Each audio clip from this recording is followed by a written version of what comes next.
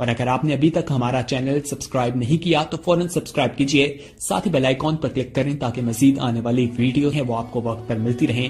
پڑھیے الصلاۃ والسلام علیک یا رسول اللہ وعلی آلک واصحابک یا حبیب اللہ۔ الصلاۃ والسلام علیک یا نبی اللہ وعلی آلک واصحابک یا نور۔ ہم پر ایک بار پھر احسان ہمیں جمعہ کا دن عطا فرمایا۔ رب کریم آج کے دن کی برکتیں ہم سب کو نصیب فرمائے۔ جمعہ کا دن اللہ کریم کی رحمتوں کے نزول کا دن، دعاؤں کی قبولیت کا دن، زیادہ نیکیاں کرنے کا دن ہے کہ علماء کرام فرماتے ہیں کہ جمعہ کے دن جو کوئی ایک نیکی کرے اسے 70 نیکیوں کا ثواب دیا جاتا ہے۔ تو آج کے دن ہمیں زیادہ نیکیاں کرنی چاہیے، درود پاک خوب پڑھنے چاہیے۔ سرکار دو عالم صلی اللہ تعالیٰ علیہ وسلم کا فرمان عالی شان جس کا مضمون کہ جو کوئی شخص جمعہ کے دن مجھ پر 200 بار درود پاک پڑھے اس کے 200 برس کے گناہ معاف کر دیے جاتے ہیں۔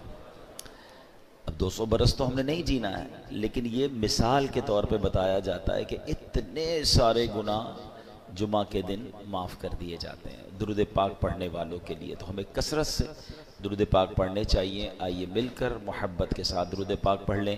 صلو علی الحبیب صلی اللہ تعالی علی محمد صلی اللہ علیہ وسلم۔ آج ہم نے جو بیان کرنا ہے قرآن پاک کی کچھ ایسی آیتیں ہیں جس میں رب کریم نے مسلمانوں سے براہ راست بات کی ہے، اے ایمان والو کہہ کر۔ آج انہی میں سے ایک آیت انشاءاللہ ہم سنیں گے۔ پارہ نمبر 4 ہے، سورہ نساء، آیت نمبر 19 نمبر آیت ہے۔ اللہ قرآن مجید میں ارشاد فرماتا ہے، بسم اللہ الرحمن الرحیم، یا ایہا الذین آمنوا لا یحل لکم ان ترثوا النساء کرہا ولا تعدلوہن لتذہبوا ببعد ما آتیتموہن الا ان یأتین بفاحشۃ مبینہ وعاشروہن بالمعروف فَإِن كَرِهْتُمُوهُنَّ فَعَسَىٰ أَن تَكْرَهُوا شَيْئًا وَيَجْعَلَ اللَّهُ فِيهِ خَيْرًا كَثِيرًا۔ بڑی کمال کی آیت ہے، بلکہ یہ آیت جو سمجھیے ہمارے فیملی کے نظام کو، میاں بیوی کے معاملات کو، زوجین کے حقوق کو اور وراثت کے معاملات کو بڑے کمال کے ساتھ بیان کرتی ہے۔ یعنی ایک ہی آیت میں پورے گھر کے نظام کو شاندار انداز میں ہمیں چلانے کا فارمولہ رب کریم نے عطا کیا۔ کیا کمال کی کتاب ہے قرآن پاک، کیسا کلام اللہ ہے جو ہمیں دنیا میں زندگی کیسے گزارنی ہے، فیملی لائف کیسے گزارنی ہے، کاروبار میں کیا احتیاطیں کرنی ہے، عوام میں کیسے رہنا ہے، اللہ کی رضا والے کام کیسے کرنے ہیں، جنت کی تیاری کیسے کرنی ہے، سب کچھ قرآن میں موجود ہے۔ پرابلم یہ ہے ہم قرآن پڑھتے نہیں، سمجھتے نہیں۔ اگر قرآن سے دوستی ہو جائے نا پھر پرابلمز نہیں رہیں گے، ٹھیک ہے نا۔ ہمیں گائیڈ لائنز آگے پیچھے سے مل رہی ہوتی ہیں، ہم قرآن سے نہیں لے رہے ہوتے۔ اچھا ایسا تو ہے نہیں کہ قرآن صرف عربی میں ہے، ہمارے علماء کرام نے ہمارے لیے اتنی آسانی کر دی، آسان اردو میں ترجمے کر دیے، آسان اردو میں تفسیریں لکھ دیں۔ اچھا پھر وہ تفسیریں بھی دعوت اسلامی والوں نے تو اور آسان کر دیا کہ اس کی ویب سائٹ پہ اس کو فری ڈاؤن لوڈ کے لیے رکھ دیا، اس کی اپلیکیشن بنا دی، خرچہ بھی نہیں ہوتا۔ اچھا جو پڑھ نہیں سکتے اس کے لیے آڈیو تفسیر بھی جاری کر دی کہ کم از کم سن لیں۔ اب پھر بھی ہم قرآن نہ پڑھیں یا قرآن نہ سنیں یا نہ سمجھیں، یہ کتنی بڑی محرومی۔ اب ذرا اس ایک آیت کو سمجھیے۔ اللہ قرآن میں فرماتا ہے، اے ایمان والو تمہارے لیے حلال نہیں کہ تم زبردستی عورتوں کے وارث بن جاؤ، اور عورتوں کو اس نیت سے روکو نہیں کہ جو مہر تم نے انہیں دیا تھا اس میں سے کچھ لے لو، سوائے اس صورت کے وہ کھلی بے حیائی کا ارتکاب کریں اور ان کے ساتھ اچھے طریقے سے گزر بسر کرو۔ پھر اگر وہ تمہیں ناپسند ہو سکتا ہے کوئی چیز تمہیں ناپسند ہو اور اللہ اس میں بہت بھلائی رکھ دے۔ اب یہ ایسی کمال کی آیت ہے، اور زمانہ جاہلیت کا ایک بڑا عجیب و غریب دستور تھا، اس کو بھی یہاں اللہ نے ڈسکس فرمایا۔ اب اس کا شان نزول کیا ہے؟ اسلام سے پہلے اہل عرب کا یہ دستور تھا کہ لوگ مال کی طرح اپنے رشتہ داروں کی بیویوں کے بھی وارث بن جاتے تھے معاذ اللہ. یعنی عورتیں بھی ایک طرح سے مال کی طرح ہوتی تھی. یعنی کسی کا انتقال ہوتا تھا، اس کا مال بٹتا تھا نا، تو اس کی بیوی کے بھی کوئی نہ کوئی وارث بن جاتا. چاہتے تو بغیر ہی مہر کے اپنی زوجیت میں رکھتے، یعنی اپنی بیوی بنا لیتے، یا کسی اور سے شادی کرواتے اور مہر خود لے لیتے کہ بھئی یہ تو میرا مال ہے نا، شادی تم کر لو، مہر مجھے دے دو. یا انہیں آگے شادی نہیں کرنے دیتے بلکہ اپنے ہی پاس رکھتے تھے تاکہ ان کو جو مال وراثت ملا ہے وہ ان لوگوں کو دے دیں، تب یہ ان کی جان چھوڑیں گے. یعنی پیسے وراثت میں عورت کو ملے گا، تم اب میری ہو گئی، اب تمہارے پیسے بھی میرے. اچھا، یا عورتوں کو اس لیے روک کر رکھتے تھے کہ یہ مر جائیں گی تو روکنے والے لوگ پھر ان کے مال کے وارث بن جائیں گے. الغرض وہ عورتیں ان کے ہاتھ میں بالکل مجبور ہوتی تھیں، اپنے اختیار سے کچھ نہ کر سکتی تھیں. اس رسم کو مٹانے کے لیے یہ آیت نازل فرمائی. کتنا پیارا مذہب ہے ہمارا کہ اسلام سے پہلے عورتوں کا یہ حال تھا. پیر کی جوتی مال کی طرح ایک دوسرے کے بعد ٹرانسفر ہوتی رہتی تھی، کوئی عزت نہیں، کوئی تعظیم نہیں. اس آیت مبارکہ میں اللہ پاک نے اہل ایمان کو، بات کس سے کی اللہ نے؟ اے ایمان والو. اہل ایمان کو عورتوں سے متعلق متعدد بہت سارے آرڈرز عطا فرمائے، احکام عطا فرمائے. چنانچہ فرمائے کہ عورتوں کا زبردستی وارث بن جانا تمہارے لیے حلال نہیں. اچھا، یہاں کچھ مزید تھوڑا سا ہم جو یہ وراثت کا پرابلم آج کل چل رہا ہے کہ وارثوں کا مال لوگ ہڑپ کر جاتے ہیں. مال وراثت میں ہیرا پھیری، اپنے اسے ہڑپ کر جانا، حقداروں کو محروم کرنا، یہ زمانہ قدیم سے چلا آ رہا ہے. اسلام سے پہلے بھی لوگ جہالت میں یہ کام کرتے تھے اور یہ سخت ظلم ہے. یاد رکھیے کہ جو جاہلیت عرب کے لوگ تھے بچوں اور عورتوں کو وراثت سے محروم کر دیتے، کہتے بچوں اور عورتوں کی وراثت نہیں ہوتی. ان میں جو زیادہ طاقتور ہوتا، زیادہ اثر والا ہوتا تھا، وہ جناب بغیر کسی تعامل کے، بغیر کسی ہیزیٹیشن کے وہ سارا مال سمیٹ لیتا تھا، مرنے والے کا وراثت پر، میراث پر قبضہ کر لیتا، کمزوروں کا حصہ چھین لیتا. اور ہمارے یہاں بھی برے صغیر میں بھی اسلام سے پہلے دیگر قوموں میں یہ معاملات تھے کہ عورتوں کو والدین کے مرنے کے بعد ان کی بیٹیوں کو اور بیویوں کو، عورتوں کو وراثت کا مال نہیں دیا جاتا تھا.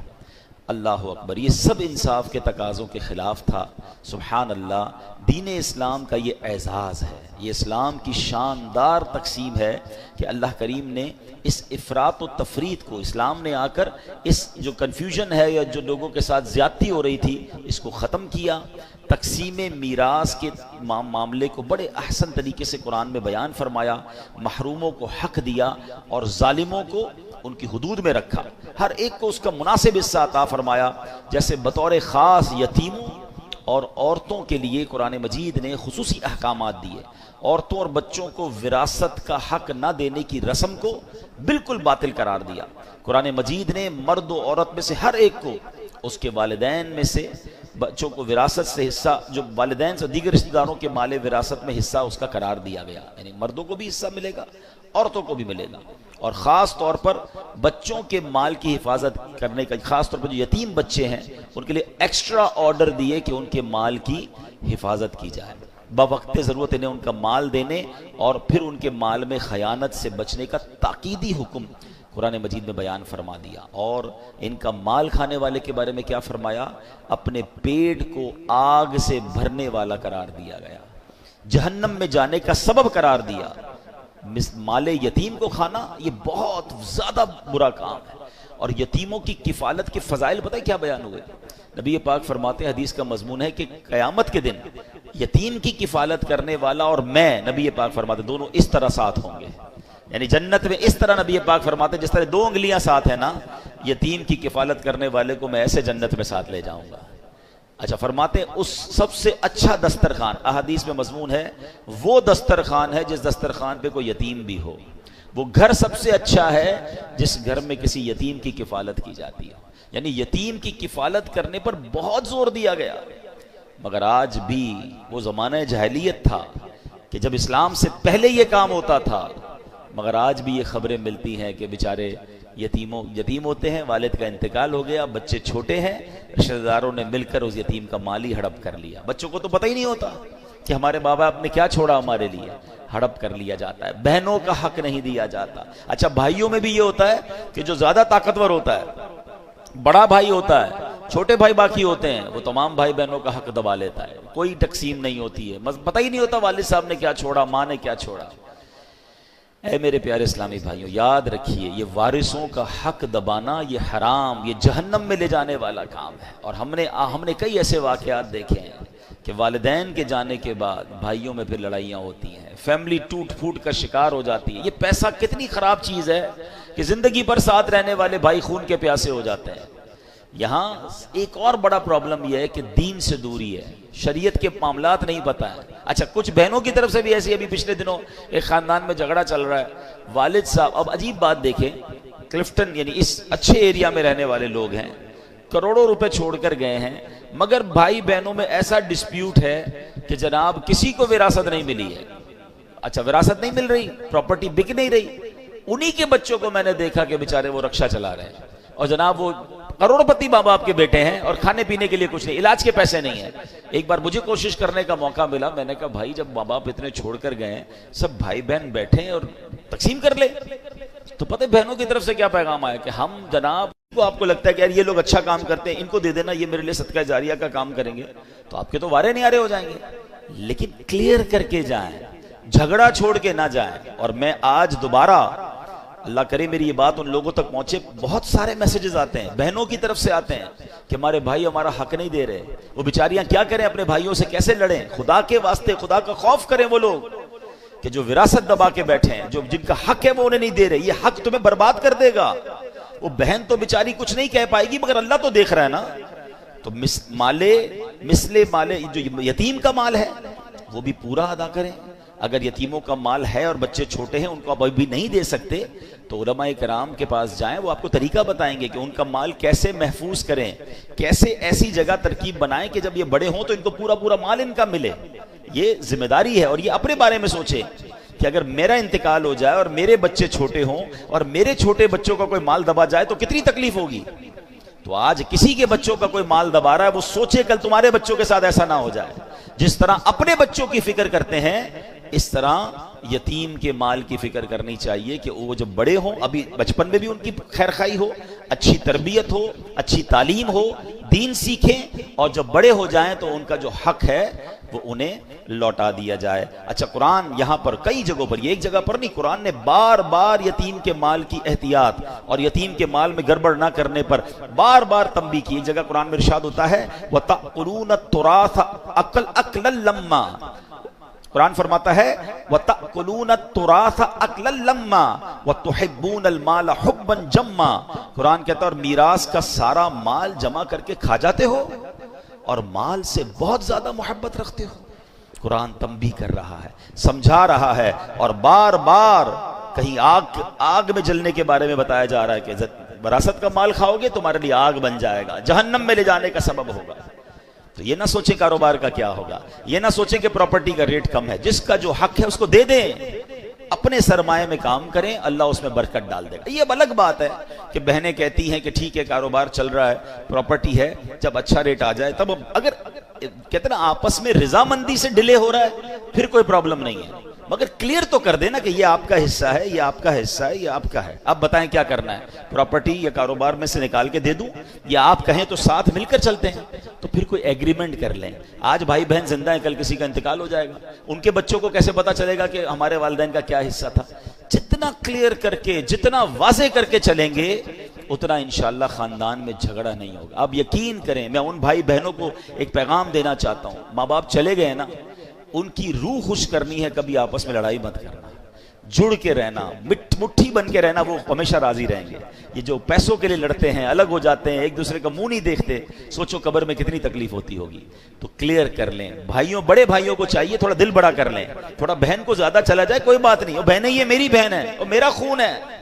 ایک ایک روپے کے لیے، تھوڑے تھوڑے پیسوں کے لیے بھائی بہن لڑ رہے ہوتے ہیں، اسلام یہ نہیں چاہتا، شریعت نہیں چاہتی۔ اللہ کرے کہ یہ بات سمجھ آ جائے، اور جس کا جو حق ہے وہ اسے ہمیں دے دینا چاہیے۔ سرکار دو عالم علیہ الصلوۃ والسلام کی ایک حدیث سنیں، اللہ کے نبی فرماتے ہیں من قطع میراث وارثہ قطع اللہ میراثہ من الجنۃ یوم القیامہ، اللہ کے حبیب فرماتے جو شخص اپنے وارث کی میراث کاٹے گا، اللہ تعالیٰ قیامت کے دن جنت سے اس کی میراث کاٹ دے گا۔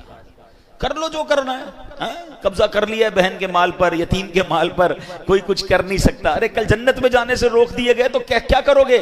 کتنے دن جینا ہے اس مال کے ساتھ اس دنیا میں؟ تھوڑے سال تو رہ گئے, پھر سب نے جانا ہے. جدھر جانا ہے اگر ادھر مار پڑنی ہے, ادھر عذاب ہونا ہے, 1 روپیہ بھی زندگی میں کسی کا نہ رکھیں. وارث کا حق ہے پورا دے دیں, کاروبار میں کسی کا حق ہے پورا دے دیں, مزدور کا حق ہے پورا دے دیں. زندگی میں ایک اصول بنا لیں کہ دنیا میں سب کا حق دے دو, ورنہ آخرت میں نہیں دے سکیں گے. ادھر مظلوم کا ہاتھ ہوگا اور ظالم کا گریبان ہوگا. اچھا یہاں ایک آگے عورتوں پر اسی ایک ہی آیت میں صرف وراثت کی بات نہیں ہوئی ہے, عورتوں کے ساتھ بہترین سلوک کرنے پر قرآن کس طرح خوبصورت انداز میں فرماتا ہے کہ ارشاد فرمایا عورتوں کو اس نیت سے روکو نہیں کہ جو مہر تم نے انہیں دیا تھا اس میں سے کچھ لے لو. حضرت عبداللہ ابن عباس فرماتے ہیں کہ اس آیت سے متعلق یہ اس شخص کے متعلق آیت ہے جو اپنی بیوی سے نفرت رکھتا ہو, اس کے ساتھ بدسلوکی کرتا ہو, اس لیے کرتا ہو کہ وہ پریشان ہو کر مہر واپس کر دے یا مہر کی رقم معاف کر دے. اسے اللہ تعالیٰ نے منع فرمایا. ایک قول یہ ہے کہ لوگ عورت کو طلاق دیتے تھے پھر رجوع کر لیتے تھے, پھر طلاق دیتے تھے پھر رجوع کر لیتے تھے, عورت کو لٹکا ہوا رکھتے تھے, اپنے پاس نہ آرام پا سکے نہ دوسری شادی کر سکے. یعنی عورتوں کے ساتھ زیادتی کرتے تھے. اور کیا آج ایسا نہیں ہو رہا؟ بعض جگہوں پر عورتوں کے ساتھ بڑی زیادتی ہو رہی ہے. عورت کے ساتھ اس طرح سلوک ہو رہا ہے جیسے عورت کو پیر کی جوتی بنایا. جناب یہ اسلام ہے. یہ وہ لوگ ذرا سوچیں جو کہتے ہیں کہ اسلام میں عورتوں پر بڑی سختیاں ہیں. آج کل اس طرح کے جلسے ہو رہے ہیں, اس طرح کے سیمینار ہو رہے ہیں, اور معاذ اللہ عورتوں کو یہ ذہن دیا جا رہا ہے کہ نہیں جناب اسلام میں رہو گے تو تمہاری جو آزادی ہے وہ ختم ہو جائے گی. بتائیے یہ قرآن کیا بیان کر رہا ہے کہ عورتوں کے ساتھ اچھے طریقے سے رہنا. نبی پاک کی کئی حدیثیں ہیں, تم میں بہترین وہ ہے جو اپنے گھر والوں کے ساتھ بہترین ہے. اور پھر کیا فرمایا, سن لو میں تم سب سے زیادہ اپنے گھر والوں کے ساتھ بہترین ہوں. اللہ کے نبی فرما رہے ہیں یعنی اسلام جتنا عورتوں کی آزادی, عورتوں کے لیے سکون, عورتوں کے ساتھ اچھا سلوک, عورتوں کے ساتھ زیادتی نہ ہو, جو اسلام بیان کرتا ہے دنیا کا کوئی مذہب بیان نہیں کرتا. بلکہ چلیے جناب میں تھوڑا سا اسلام سے پہلے کی بات آپ کو بتاؤں. بہت سارے مسائل ہیں کہ انسان نے پہلے عقل کے ذریعے اس کو حل کرنے کی کوشش کی, دین کی طرف نہیں آیا. اب ذرا غور کیجئے, مسئلہ نسوانیت کا مسئلہ ہے, جو نسوانیت ہے فیمنزم ہے, عورتوں کے حقوق کا مسئلہ, ذرا اس پہ بات کریں تو صدیوں سے انسان اس کا حل تلاش کر رہا ہے. ارسطو اور افلاطون جیسے جو فلسفر تھے, جو فلسفی تھے, انہوں نے بہت مغز ماریاں کی اور عورتوں کی معاشرے میں کیا اہمیت ہے اس پہ غور کیا. کسی نے عورت کو سانپ کہا, کسی نے اسے شیطان کہا, کبھی اس بیچاری کو ظلم و ستم کا نشانہ بنایا گیا, کبھی بیچاری کی عزت کو تار تار کیا گیا.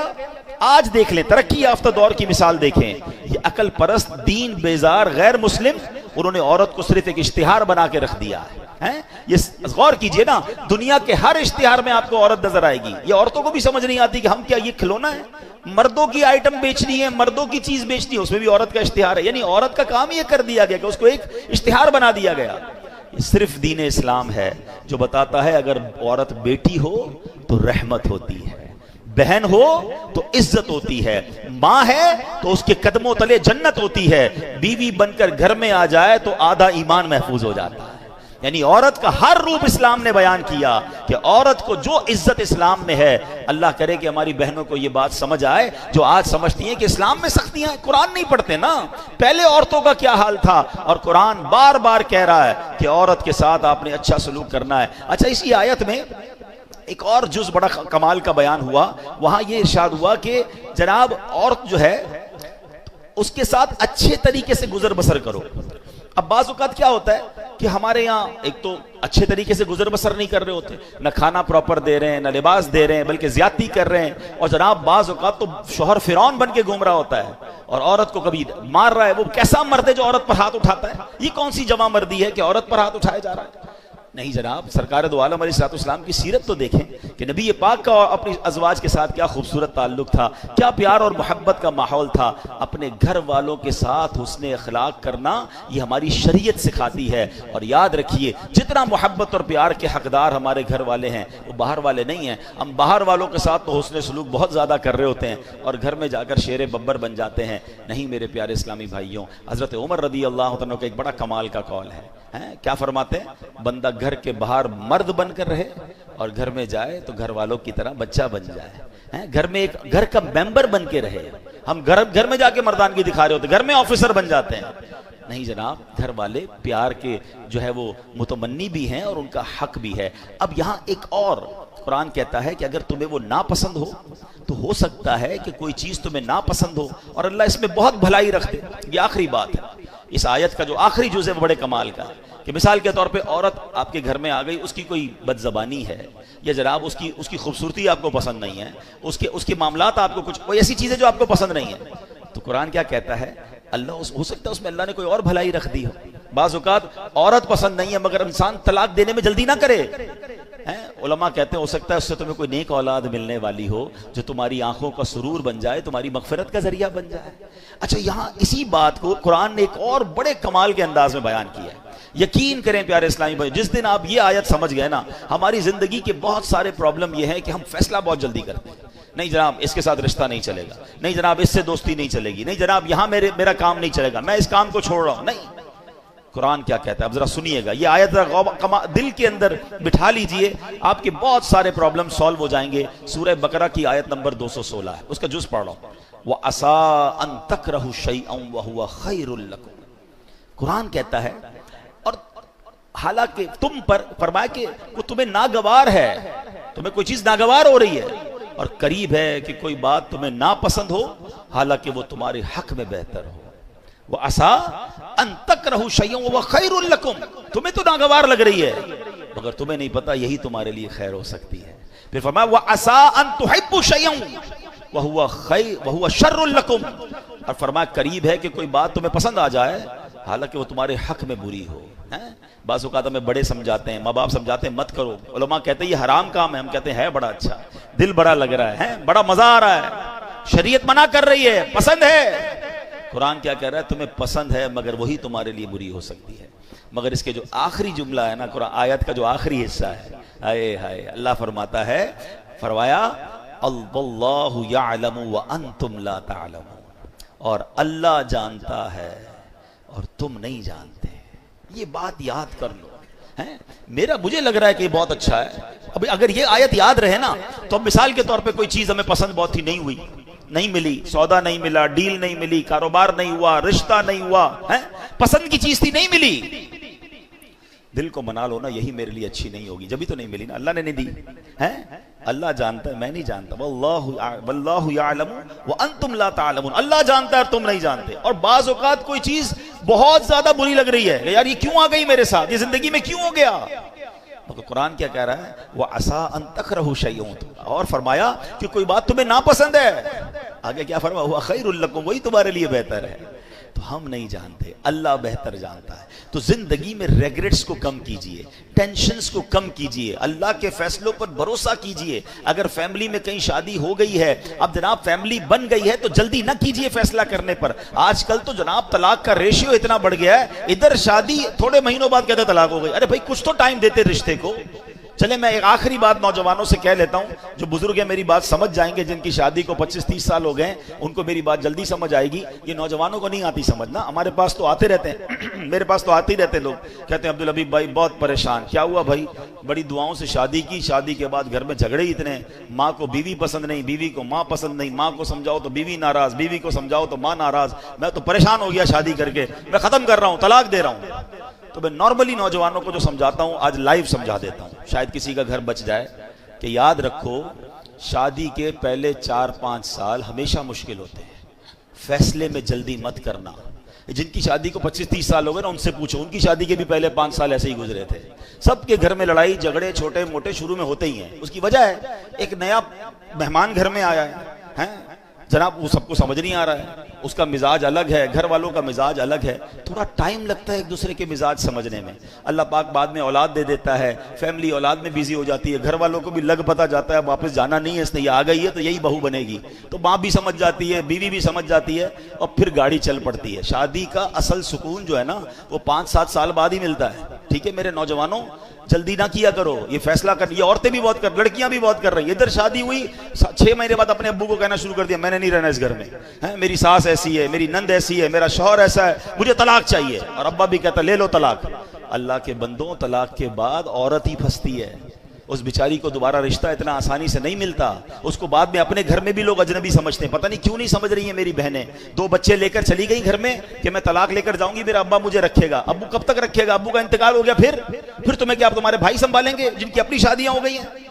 اتنی جلدی کر رہے ہیں لوگ طلاق میں, اتنا جلدی فیصلہ. قرآن کہتا ہے کہ جلدی مت کرو, فیصلے میں فاسٹ نہ ہو جاؤ, ٹائم لگتا ہے. یہ رشتہ 2-4 سال کا نہیں ہے, یہ زندگی بھر کا رشتہ ہے.